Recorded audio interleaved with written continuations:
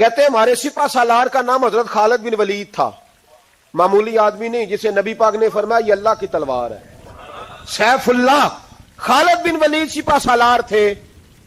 لیکن کہتے ہیں کہ ہم نے ذرا سا حملہ کیا تو انہوں نے اتنی سخت ہم پر مزاحمت کی کہ مسلمان کہنے لگے آج بچ کے نہیں جائیں گے۔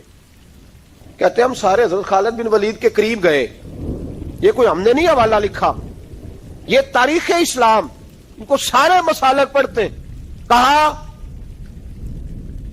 حضرت خالد بن ولید سے کہ حضور مسئلہ کیا ہے، اسی جنگ میں پیچھے نہیں اٹھے، آج کیا ہوا؟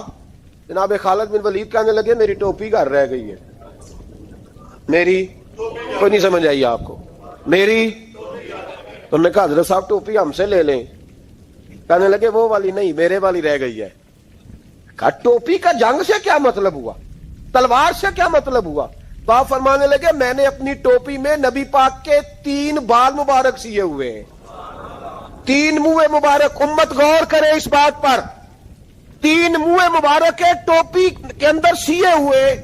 فرمانے لگے تلواریں تو سب کے پاس ہیں، مجھ سے بہادر سیانے بندے بھی ہیں، پر جب میں حضور کے منہ مبارک سر پہ رکھ کے میدان میں نکلتا ہوں تو فرمایا پھر اللہ مجھے ہر میدان میں کامیابیاں عطا فرماتا ہے۔ یہ نظریہ دیکھو، عقیدہ دیکھو، تبرک کی کوئی نہیں، برکت ہی کوئی نہیں، کہاں بیٹھ کے دین پڑھا ہے؟ یا ہمیں سمجھا لو یا پھر ہم سے ایک کام ضرور کرو بھائی، ایک طرف تو آؤ نا۔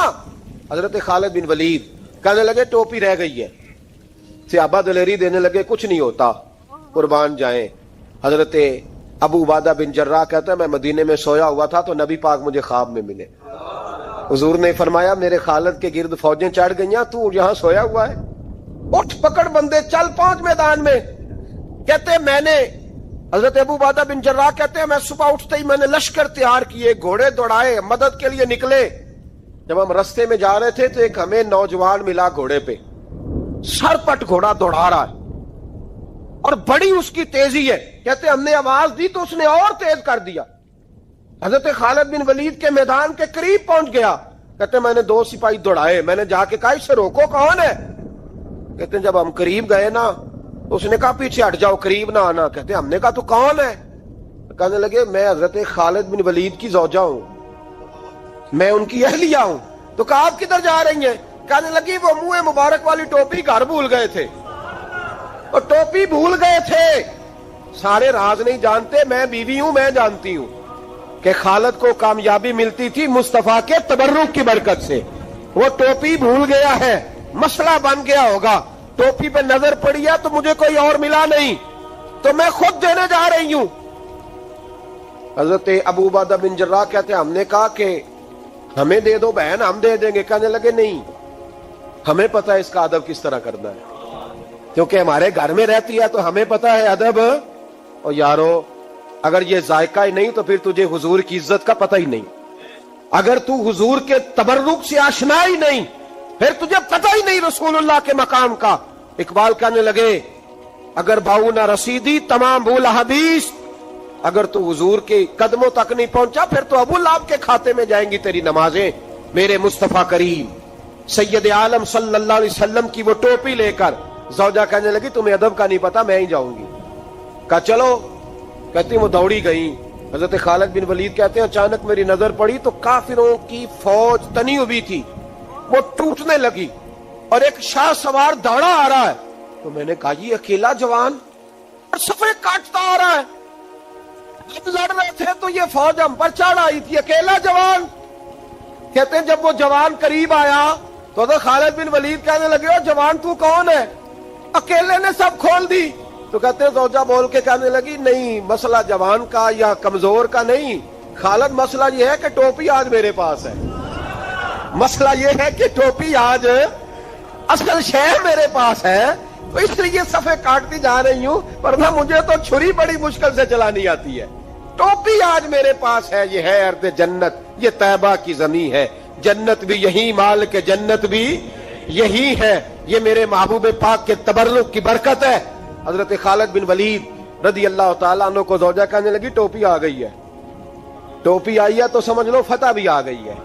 حضرت خالد بن ولید نے ٹوپی پہنی، اتنی دیر میں حضرت ابو عبادہ بن جراح بھی آ گئے۔ کہنے لگے تگڑے رہنا، پہنچ گئے ہیں. تو حضرت خالد بن ولید کہنے لگے نام بھی پہنچتے تو خیر تھی، اب مصطفیٰ کے بال مبارک پہنچ گئے، اب حضور کے منہ مبارک. او بھائیو یہ تبرک حضور جہاں رکے. صحیح بخاری، صحیح بخاری، صحیح بخاری حوالہ میرے ذمے. تو مسجد نبی کی دیوار نہیں نہ چومنے دیتا، تو حضرت حلیمہ کے گھر کا بوسہ نہیں نہ لینے دیتا. صحیح بخاری. حضرت عبداللہ ابن عمر مدینے کے مفتی، جنہیں میرے نبی پاک نے فرمایا راجل صالح، یہ نیک آدمی ہے. وہ جب جاتے تھے نا بیت اللہ شریف مکہ معظمہ، تو وہ جگہ ڈھونڈ ڈھونڈ کے نماز پڑھتے تھے جہاں میرے نبی نے نماز پڑھی ہے. سارا بیت اللہ حرم نہیں، لیکن وہ جگہ ڈھونڈ ڈھونڈ کے جہاں میرے رسول نے نماز پڑھی ہے، حضور نے جہاں نماز پڑھی. بھائیو اگر حضور علیہ السلام کے قدموں کی مٹی سے پیار ہوگا تبھی تو مصطفیٰ سے ہوگا. لیکن یہاں یہ ظلم ہے امت کے ساتھ، یہ زیادتی ہے. میں کہتا ہوں کہ یہاں ہمیں بتاؤ ان حدیثوں کا کیا ترجمہ کریں، قرآن مجید کی ان آیات کا کیا ترجمہ. حضرت ام سلمہ حضور کی زوجہ ہیں، بخاری مسلم. ان کے پاس حضور کا ایک بال مبارک تھا، چاندی کی ڈیبیا میں بند کر کے رکھا ہوا تھا. جو لا علاج مریض ہوتا وہ حضرت ام سلمہ کے پاس لایا جاتا. وہ کہتی پیالے میں تھوڑا پانی لاؤ. پیالے میں پانی آتا تو وہ منہ مبارک کو پیالے میں ذرا بھگو دیتی، کہتی لو پی لو، اللہ شفا عطا کر دے گا. لا علاج. حضرت انس بن مالک 10 سال حضور کی نوکری کی. لوگ پوچھتے انس کیا کمایا ہے؟ کہنے لگے جو کمایا ہے وہ صندوق میں بند کر کے رکھا ہے. 10 سال نوکری کی نبی پاک، جو کمایا بند کر. انتقال کا وقت آیا تو حضرت ثابت بنانی کو بلایا، آپ کے شاگرد تھے. کہنے لگے جب بکسا کھول کے لا. کھول کے لائے تو ایک ڈبیا نکلی، فرمایا اسے بھی کھول. جب اسے بھی کھولا ایک منہ مبارک نکلا. کل زندگی کی کمائی، نبی پاک کا اقبال مبارک. کہا اس کا کیا کرنا ہے؟ فرمانے لگے جب مر جاؤں نا غسل دے کے تو میری منہ کھول کے زبان کے نیچے رکھ دینا. حضور اس کا کیا فائدہ؟ پر میں جب فرشتے حساب لینے آئیں گے من ربو کا بولیں گے، پہلا لفظ کہنے کے لیے منہ کھولوں گا تو سامنے حضور کا منہ مبارک ہوگا. پسے مردن فرشتوں نے جو تلاشی لی تو کیا نکلا؟ فقط تک دل کے گوشے سے خیال مصطفیٰ نکلا. اور میرے اعلیٰ حضرت مشورہ دیتے ہیں، کہتے ہیں لحد میں عشق رخ شاہ کا داغ لے کے چلے، ہم نے اندھیری رات سنی تھی چراغ لے کے چلے. حضرت خالد بن ولید رضی اللہ تعالیٰ عنہ بڑے بہادر ہیں. حضور نے فرمایا یہ اللہ کی تلوار ہے، یہ اللہ کی. بڑے بہادر تھے، بڑے شیر دل تھے. فرماتے ہیں کبھی معذرت نہیں کرنی پڑی، کبھی جھکنا نہیں پڑا، کبھی کسی کی منت نہیں کی. اللہ نے طاقت اتنی عطا فرمائی تھی، ہمت، حوصلہ، صبر، استقامت اتنا دیا. کبھی کسی جگہ پشت نہیں لگی. لیکن فرماتے ہیں کسی وجہ سے نا ایک دن میرا عمار بن یاسر کے ساتھ کسی بات پہ اختلاف رائے ہو گیا، جھگڑا ہو گیا. توجہ ہے میری بات پر؟ فرماتے ہیں جھگڑا ہو گیا. ہمارا پتہ حال کیا ہے؟ ہمارا یہ حال ہوتا ہے کہ ہمارا جھگڑا ہو جائے تو خیر ہے، لیکن اگر پڑوسی کے بچے لڑ پڑے تو ہم کہتے ہیں اس کی روزی پاک نہیں، اس کی تربیت ٹھیک نہیں. ہمارا بھائیوں سے رٹا ہو جائے تو معاملہ اور ہے، کسی کا ہو جائے تو معاملہ اور ہے. میں بیمار ہو جاؤں تو آزمائش ہے، اور سامنے والا بیمار ہو جائے تو سزا ہے. پھر کیا ہے؟ بلکہ پنجابی کہنے نے کیتیاں نو پھڑیا ہے، یہی کہہ دیتے. اور میں بیمار ہو جاؤں تو آزمائش آگے جی اللہ کی طرف سے. ایسا نہ کریں. ہمارا فتویٰ اپنے حق میں اور ہوتا ہے، سامنے والے کے معاملے میں اور ہوتا ہے. حضرت عمار بن یاسر کی بات کر رہا تھا. جناب عمار بن یاسر رضی اللہ تعالی عنہ، حضرت عمار بن یاسر کہتے ہیں کہ حضرت خالد بن ولید کے ساتھ، جناب خالد بن ولید کہتے ہیں میری ان کے ساتھ نہ کسی بات میں اختلاف رائے ہو گیا. تو میں اب دلیر آدمی تھا، شیر آدمی تھا، کبھی جھکا نہیں تھا، کبھی کوئی معاملہ نہیں ہوا تھا، کبھی کوئی ایسی بات نہیں ہوئی تھی. آپ فرماتے ہیں جب رائے کا اختلاف ہو گیا نا، بات ذرا آگے بڑھ گئی تو نبی کریم صلی اللہ علیہ وسلم تک بات پہنچی. تو میرا یہ خیال تھا کہ حضور میری بھی سنیں گے، عمار بن یاسر کی بھی سنیں گے، پھر حضور کوئی فیصلہ کریں گے. پر قربان جاؤں وقت بدل گیا ہے نا. اب بہت بڑے چودھری ہیں، بڑے سردار ہیں، بڑے سپہ سالار ہیں حضرت خالد بن ولید، پر وقت بدل گیا. تو حضرت خالد بن ولید کہتے ہیں جب میں نے نبی کریم کی بارگاہ میں بات درج کی، حضور تک بات پہنچی تو میرے مصطفیٰ نے موٹی سی بات ارشاد فرمائی. رسول کریم فرمانے لگے بھئی بات مختصر سی ہے، جس نے عمار کو راضی کر لیا اس نے مجھے راضی کر لیا، اور جس نے اسے ناراض کیا اس نے مجھے ناراض کیا. فرماتے ہیں بس میری قیمت پڑ گئی. میرا قد اونچا ہو گیا. حضرت خالد بن ولید کہتے ہیں میں نے بھی کہا اب بات کیا کرنی ہے, اب تو گزارش ہی کرنی ہے, اب مدعا کیا سنانا ہے, اب تو بات کرنی ہے. فرماتے میں آگے بڑھا اور جیسے بھی ہوا میں نے حضرت عمار بن یاسر کو راضی کیا. حضرت عمار کہتے ہیں ایک وقت وہ تھا اور ایک وقت یہ ہے, جب دونوں وقتوں کو دیکھتا ہوں تو کہتا ہوں الحمدللہ رب العالمین. یہ ساری تعریفیں اس رب کے لیے ہیں جو تمام جہانوں کو پالنے والا. وقت دیں معاملات کو, ٹائم دیں. آپ دیکھیں اللہ تبارک و تعالیٰ بڑا کریم ہے. حضرت سعد بن ابی وقاص نے قادسیہ پہ حملہ کیا تو بدھ مت عیسائی یہودی سارے کٹے, قلعہ بند ہو گئے. چاروں جانب دیوار تھی قلعے کی, بڑی بڑی فصیل لمبی چوڑی, بڑا لمبا چوڑا گیٹ. باہر نہیں نکلتے, باہر نکلے تو جنگ ہونا. ایک علاقہ تھا وہ قلعہ بند ہو گیا. حضرت سعد بن ابی وقاص نے انتظار کیا, وہ باہر نہیں نکلتے. انہوں نے پہلے سے پلاننگ کی تھی, کو مہینے کا راشن لے کے وہ اندر چلے گئے. جناب سعد بن ابی وقاص کہنے لگے بھئی اب یہ دیوار تو گرانی پڑے گی. یہ دیوار جی کیسے؟ فرمانے لگے ایمان کی قوت سے. آپ نے نا انسانوں کی چار دیواری بنائی, اس دیوار کے گرد صحابی کھڑے کیے. توجہ میری طرف رکھیے. یوں چاروں جانب صحابہ کھڑے ہو گئے. جب صحابہ کھڑے ہوئے چاروں کونوں میں, اب یہودی بدھ مت عیسائی تینوں اندر ہیں. حضرت سعد بن ابی وقاص نے کہا چلو بھائی ایمان کی قوت سے بولو. صحابہ بولے لا الہ لا الہ, خودی کا سر نہا لا الہ الا, خودی کا تیغ فسا لا الہ الا, خودی کا تیغ فسا لا الہ. اگرچہ بت ہے جماعت کی آستینوں میں, مجھے ہے حکم ازاں لا الہ الا. وہ 3-4 دفعہ کلمہ پڑھا تو دیواریں ہلنے لگی, کانپنے لگی. انہوں نے توڑے دروازے, باہر آ گئے. کہنے لگے کیا ہوا؟ حضرت سعد بن ابی وقاص کہنے لگے کافرو بے ایمانو, ابھی تو ہم نے ایمان کا پہلا کلمہ بھی آدھا پڑھا ہے. ابھی تو ایمان کا پہلا کلمہ بھی لا الہ الا آدھا پڑھا ہے.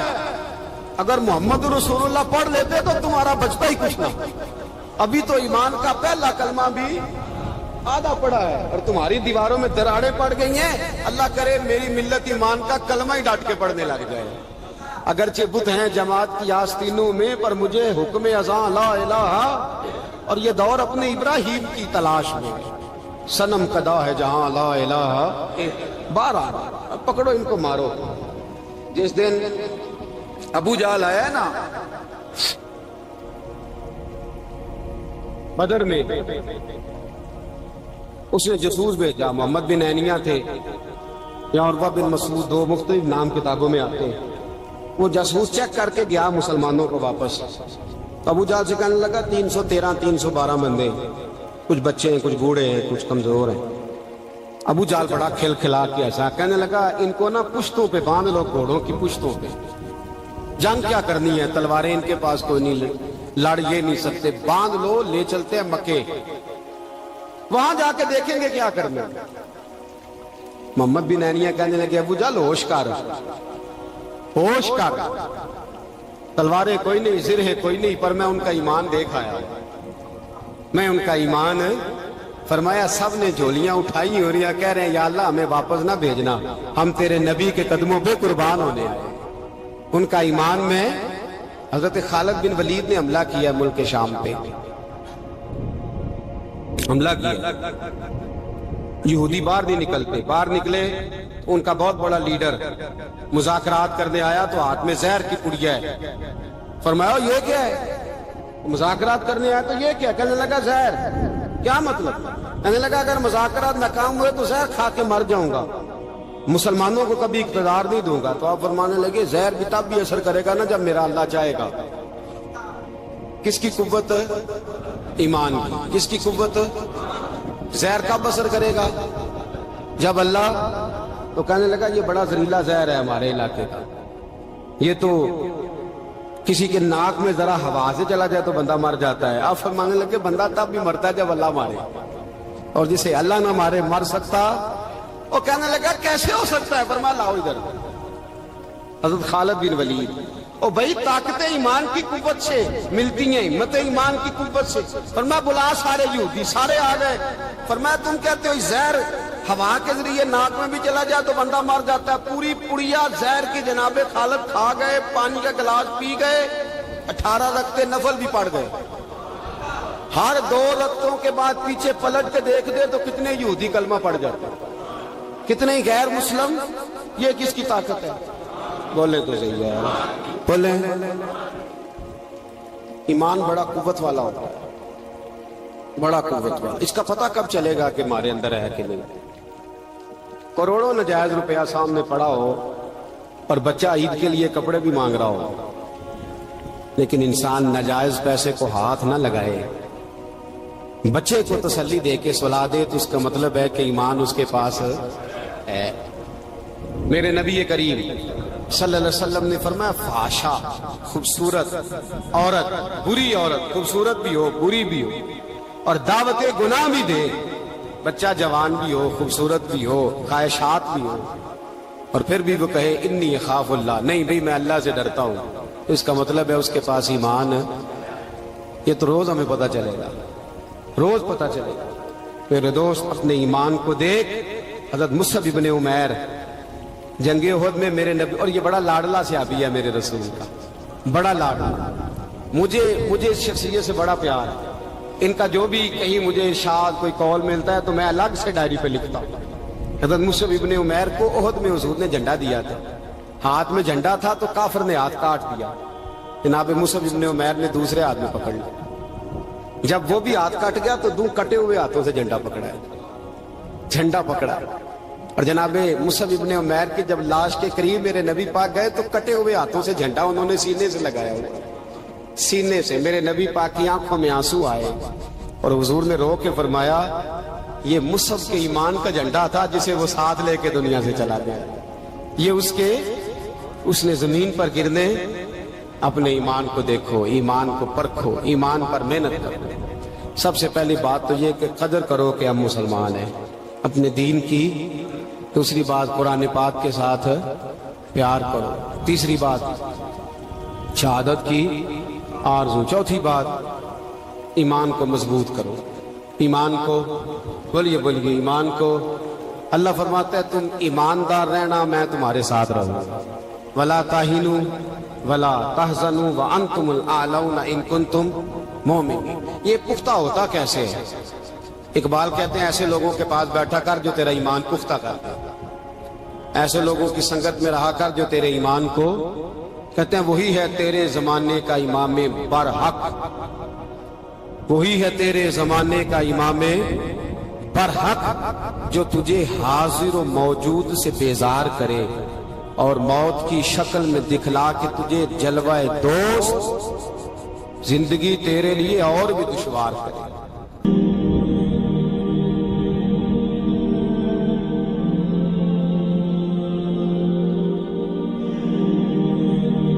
میرے رسول پاک علیہ الصلوۃ والسلام کے صحابہ کے قریب دنیا داری آ سکی نہیں آئی۔ حضرت ابو بکر صدیق نے پانی مانگا تو لوگوں نے دودھ دیا، فرمایا پیچھے کرو، ابو بکر نے نعمتیں چھوڑ دیے۔ اب ابو بکر وہ والا کام کرتا ہے جو رسول پاک نے کیا ہے، فرمایا نہ دودھ شاید پیش نہ کرو، جو مانگتا ہوں بس وہ دو۔ حضرت ابو بکر صدیق نے بڑے مالدار تھے، حضرت عمر فاروق رضی اللہ تعالیٰ عنہ کے پاس صحابہ کرام جمع ہو کے آئے، کون سا ایسا شخص ہے جس کی تنخواہ میں اضافہ ہو جائے؟ تو لوگ کہتے ہیں نہیں مجھے نہیں چاہیے، پر ہم نے وہ لوگ دیکھے ہیں۔ حاجی صادق صاحب کو مسجد والوں نے کہا 1000 روپیہ تنخواہ بڑھانی ہے، تو حاجی صاحب کہنے لگے میرا بڑا سونا گزارا ہوتا ہے، مینوں نہیں بڑے نے۔ حضرت سیدنا عمر فاروق رضی اللہ عنہ صحابہ اکٹھے ہو کے گئے، کہنے لگے عمر حضور کے زمانے میں بظاہر غربت رہی، جناب صدیق اکبر کے زمانے میں غربت، اب تو بڑی ریل پیل ہے، بحرین سے لاکھوں کا مال آتا ہے، آپ کو بڑے بڑے سفیر ملنے آتے ہیں، پر آپ وہی پرانا کرتا اور وہی طامت جو کئی جگہ سے سی آپ نے کئی جگہ سے پھٹی۔ اور حضرت عمر ایک دن عید کی نماز پڑھانے گئے تھے تو ننگے پیر ہی چلے گئے، لوگوں نے کہا جوتا، فرمایا ٹوٹ گیا تھا یار، پہننے کے قابل نہیں تھا، فرمایا ننگے پیر آ گئے ہو، لوگ کیا کہیں گے؟ فرمایا چھوڑو، عمر کے پاؤں ننگے ہیں لیکن عمر کے کردار میں تو کوئی شک نہیں نا، پیر ہی ننگے ہیں نا، کیا ہوا؟ چھوڑو اس بات کو۔ کوئی پیار نہیں دنیا داری سے، دولت سے، کوئی چکر ہی نہیں۔ حضرت سیدنا عمر فاروق رضی اللہ تعالیٰ عنہ کو صحابہ نے اکٹھے ہو کے کہا، یہ ہے امت کے بیدار ہونے کے طریقے جو عرض کر رہا ہوں۔ کہا جناب آپ اب بڑا مال غنیمت ہے، اور جس طرح ہر صحابی کا حصہ ہے آپ کا بھی حصہ ہے، تو ایک نیا کرتا ہی ڈال لیں آپ خرید کے۔ اب جب مشورہ ہو گیا صحابہ میں تو کہنے لگے عمر سے بات کون کرے گا؟ نیا کرتا پہننے کی عمر سے بات کس کو برا لگتا ہے جی؟ نیا کرتا کون بات کرے گا؟ حضرت سیدنا علی المرتضیٰ کا انتخاب ہوا۔ کہنے لگے مولا علی کی بڑی عزت کرتے ہیں، ان سے بڑا پیار کرتے ہیں، ان سے بات کرتے۔ تو حضرت علی کو بلایا گیا، عرض کی حضور مہربانی فرمائیں حضرت عمر سے کہے نئے کرتے کے لیے۔ آپ فرمانے لگے عمر میری بڑی قدر کرتا ہے، بڑی بات سنتا ہے، پر یہ والا کام نہیں میں عمر سے کہہ سکتا، یہ کسی اور سے کہو۔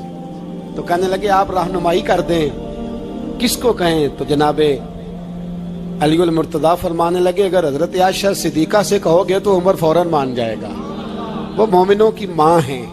صحابہ حضرت عائشہ کے پاس، اماں جی عمر کو بلائیں، ان کو کہیں بڑے بڑے سفیر آئے ہوتے ہیں، وہی پرانے کپڑے پہن کے بیٹھ جاتے ہیں۔ اللہ اکبر۔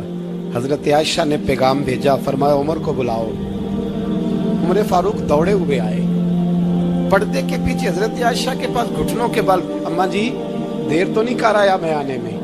حکم ہو، حضور کے گھر سے پیغام آیا، بڑے بڑے سفیروں کو چھوڑ کے بھاگے۔ حضرت عائشہ صدیقہ کہنے لگی عمر دیکھو جائز پیسے ہوں تو اسلام اچھے لباس سے منع نہیں کرتا، اب بڑا بڑا مال آیا ہے، اب تیرا بھی حصہ ہے، تو صحابہ کرام کی خواہش ہے کہ نیا کرتا پہن لو، بڑے بڑے سفیر آتے ہیں، حرج بھی کوئی نہیں، جائز بھی ہے، کو منع نہیں۔ حضرت عمر نے گردن جھکا، جی اماں جی، جی اماں جی، جی اماں جی۔ حضرت عائشہ کہتی ہیں بات ختم ہوئی، عمر نے گردن اٹھائی تو عمر کی داڑھی آنسوؤں سے بھری ہوئی، کہتی ہے مجھے کہنے لگے اماں جی میں تو صرف مسجد میں دیکھا کرتا تھا، آپ تو مصطفیٰ کو دن رات دیکھتی تھی، جس طرح کے کرتے آمنہ کے لال نے پہنے ہیں مجھے بھی پہنا دو، میں تیار ہوں، میں پہن لوں گا، میں تیار ہوں، پر جس طرح کے میرے نبی نے پہنے۔ حضرت عائشہ کہتی ہے میں پھوٹ کے روئی، میرا پلو آنسوؤں سے بھر گیا۔ فرماتی ہیں میں عمر کی بات سنتی گئی تو میرا پلو آنسوؤں سے، میں نے کہا عمر تو جا، تو ٹھیک ہے۔ فرماتی ہے عمر فاروق سلام کر کے اٹھے، امیر المومنین چلے گئے، اس کونے میں صحابہ چھپے ہوئے تھے، وہ آئے، کہا اماں جی کیا بات ہوئی؟ تو میں پھر رو پڑی۔ میں نے کہا کیا بتاؤں، تمہیں پرانے کرتے نظر آتے ہیں، اسے محمد عربی کے جلوے نظر آتے ہیں، اسے رسول اللہ کا رنگ نظر آتا ہے، اسے وہ غلامی نظر آتی ہے۔ عمر کو دنیا سے پیار، اور دنیا سے پیار نہیں تھا، دعا پتہ کیا تھی؟ یوں جھولی اٹھا کے اللہ مرزقنا شہادتن فی سبیلک وجعل موت فی بلد حبیبک، اللہ عمر کو بسترے والی موت نہ دینا، موت شہادت کی دینا، اور میں میدان میں جا کے نہیں مرنا چاہتا، مجھے رسول اللہ کے شہر میں موت چاہیے، باہر جا کے نہیں، یہی میدان لگے مدینے میں، یہی موت آئے، اسباب بنا، میں مدینہ بھی نہیں چھوڑنا چاہتا۔ او بھائی ان لوگوں کو نہیں پیار تھا۔ جناب صدیق اکبر کا وصال ہوا تو زہر کے اثر سے، وہ جو آپ کو زہر لگا تھا، بعض مفسرین نے لکھا ہے کبھی کبھی وہ جو سانپ نے ڈسا تھا تو کبھی کبھی اس کا اثر آتا تھا، بس اللہ نے شہادت دینی تھی کبھی کبھی، ورنہ تو بڑی شفائیں تھیں۔ حضرت عمر شہید، حضرت عثمان، جناب علی، امام حسن، امام حسین، علی اکبر، علی اصغر، حضرت عباس، حضرت سعد بن معاذ، حضرت امیر حمزہ، مصعب بن عمیر۔ میرے محبوب نے تو لسٹ بنائی شہیدوں کی، لسٹ بنائی شہیدوں کی، شہادت سے پیار کیا رسول اللہ صلی اللہ علیہ وسلم کے غلاموں نے، پیار کیا شہادت سے، اسی لیے تو کافر اٹھ نہیں سکا کہ شہادت سے حضرت سعد بن معاذ رضی اللہ تعالیٰ عنہ کو زخم لگ گیا، جنگ سے زندہ آ گئے لیکن زخم ہے، رو کے کہنے لگے محبوبہ سارے شہید ہو گئے، میں ایسے ہی رہ گیا۔ حضور نے فرمایا نہیں، رب تجھے بھی شہادت کی موت ہی عطا فرمائے گا۔ اسی زخم میں پردہ ہو گیا۔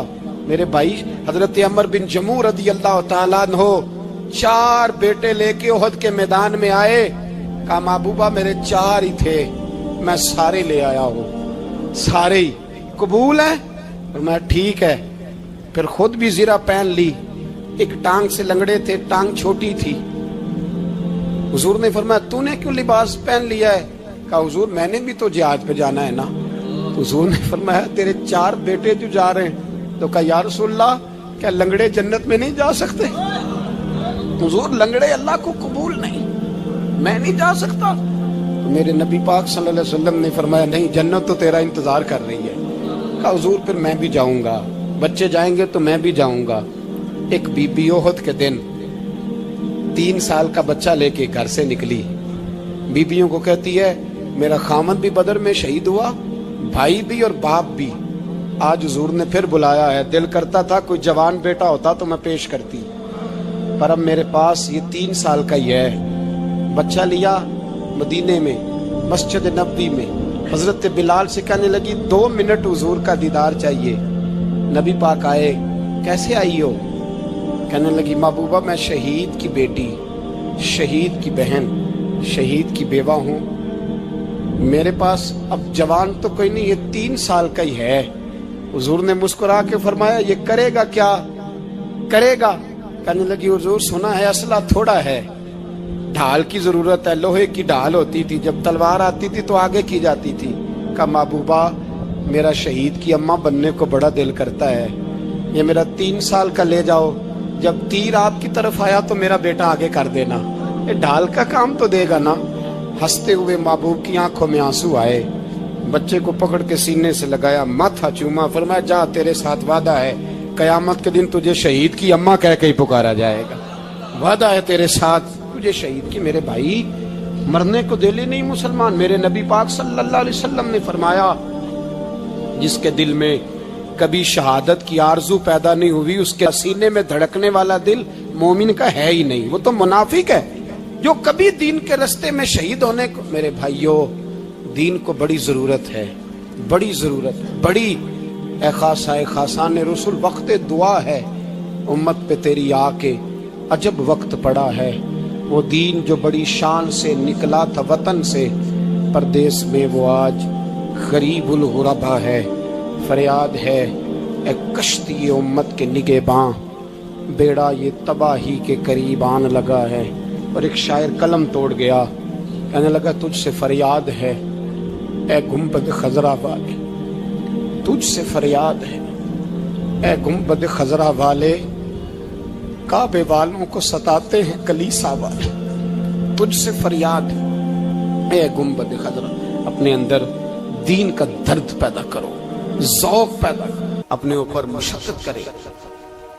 आज जुमातुल विदा का मौका है, हम अकेले मुसलमान नहीं, फलस्तीन वाले भी मुसलमान हैं, कश्मीर वाले भी मुसलमान हैं, बोस्निया वाले भी मुसलमान हैं, अफगानिस्तान वाले भी, इराक में जो लोग भीख मांग के गुजारा कर रहे हैं वो भी मुसलमान हैं। हमें कम से कम उनके लिए दुआ तो करनी चाहिए, हमें कुव्वत इस्लामिया का इजहार तो करना चाहिए, कुव्वत इस्लामिया का पैगाम तो आम करना चाहिए। करेंगे इंशाअल्लाह ताला, ये 4 बातें आपको याद रहेंगी इंशाअल्लाह।